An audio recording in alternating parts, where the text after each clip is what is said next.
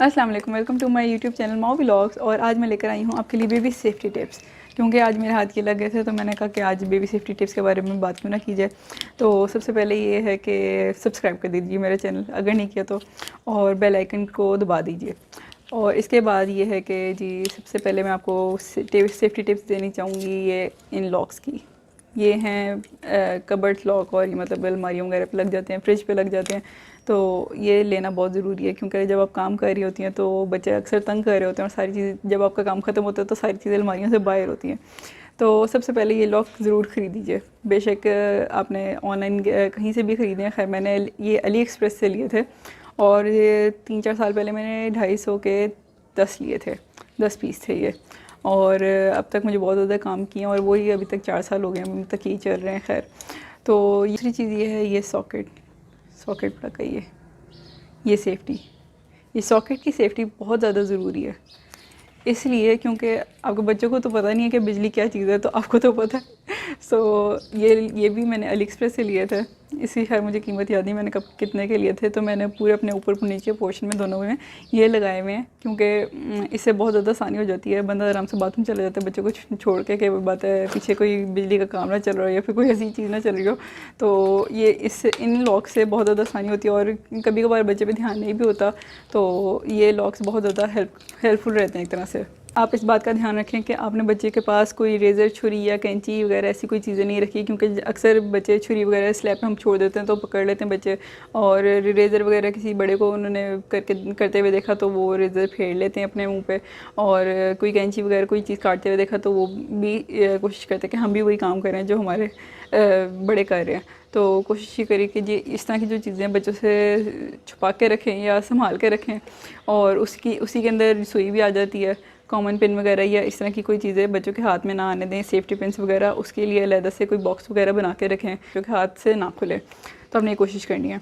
और एक और बात यह है कि आपने जिस तरह कुर्बानी वगैरह होती है बकरा ईद पे, तो बच्चों को ज़रूरी नहीं है कि आप कुर्बानी वगैरह दिखाएं, तो बड़े होकर देखनी है खैर, लेकिन अगर आप छोटे बच्चों को ये चीज़ें दिखाने लग जाएंगे तो वो इसको अपने दिमाग पे ले लेते हैं। और कुछ वाक़यात ऐसे भी हुए हैं खैर कि उन्होंने ना बहन भाइयों ने यहाँ पे एक दूसरे का गला गुला काट दिया था।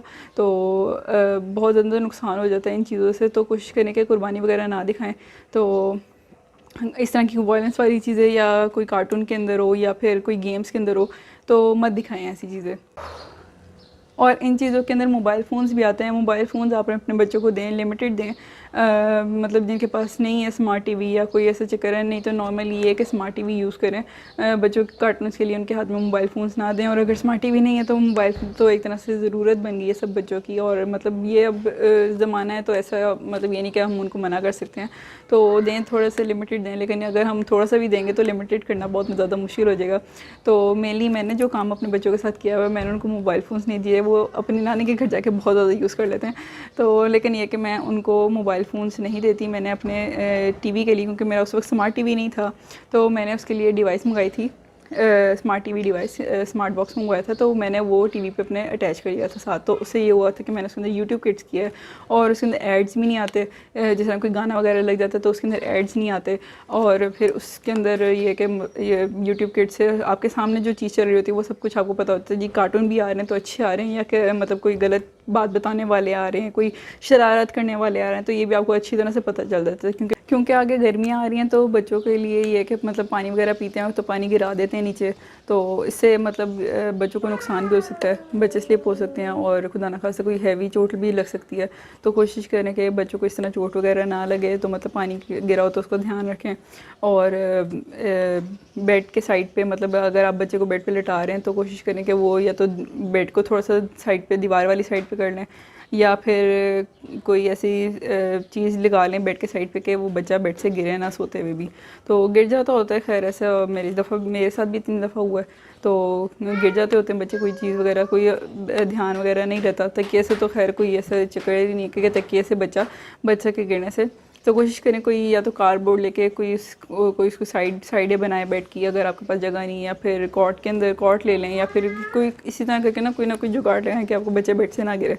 और ख़ास अच्छा जी, जो सर्दियों में जब हम हीटर ऑन करते हैं बच्चों के लिए, तो हमें टेंशन होती है कि बच्चे हाथ ना लगा दें। तो आपने क्या करना है, जब आपने हीटर ऑन करना है तो उसे हल्का सा बस ऐसे नॉर्मल कोसा सा होने देना हीटर को। तो उसके बाद आप बच्चे को उसका हल्का सा हाथ लगा के दिखा दें कि जी गर्म है, इसको हाथ नहीं लगाना। तो इंशाल्लाह 2 या 3 दफ़ा ऐसे करने से वो बच्चा कभी भी हाथ नहीं लगाएगा दोबारा हीटर को कि जी ये गर्म है, मैंने हाथ नहीं लगाना।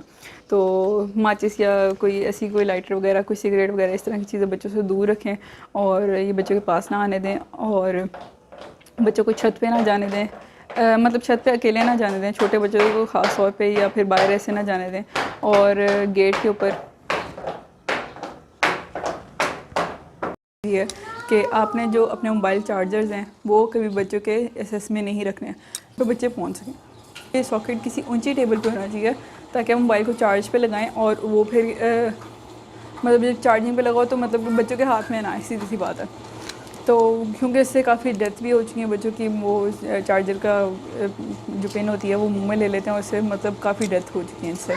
तो किसी अपने जो मेन डोर्स हैं या फिर जो दरवाजे गेट हैं आपके, तो उनके ऊपर चिटकिनी वगैरह तो बच्चे खोल लेते हैं, उसके ऊपर जिस तरह ऐसे करके पुराने ज़माने में नहीं लगता था लॉक सा, वो लगाएं। वो लगाने से ये कि वो बच्चे वो नहीं खोल सकते, और जब तक उन्होंने खोलने कोई कुर्सी वगैरह लेकर आनी है तब तक आपने पहुंच जाना है। आपने बच्चों को छत पे अकेले नहीं जाने देना, या फिर कहीं भी ऐसी भी जगह बाहर अकेले नहीं जाने देना जहाँ पे आपको लग रहा है कि सेफ्टी नहीं है, तो अपने बच्चों को छत पे भी नहीं जाने देना। छत पे जाएं तो साथ जाएं बच्चों के, ये बहुत ज़रूरी है। और सीढ़ियों के ऊपर दरवाज़ा लगवा लें या फिर कोई चीज़ ऐसी लगाएं जिससे कि रास्ता रुकता हो बच्चों का। तो मैंने खैर अभी फ़िलहाल ये काम किया हुआ सीढ़ियों के ऊपर, जो मेरी ऊपर सीढ़ियाँ जाती हैं उनके लिए मैंने ये काम किया हुआ कि मैंने गत्ते का डिब्बा लगा दिया। बच्चों की सेफ्टी जितनी भी होती है माएँ कोशिश करती हैं अपनी तरफ से, ये तो सिर्फ चीज़ों के हिसाब से सेफ्टी है, और बच्चों की सेफ्टी और भी बहुत तरीके से होती है, मेंटली होती है, कुछ भी होती है।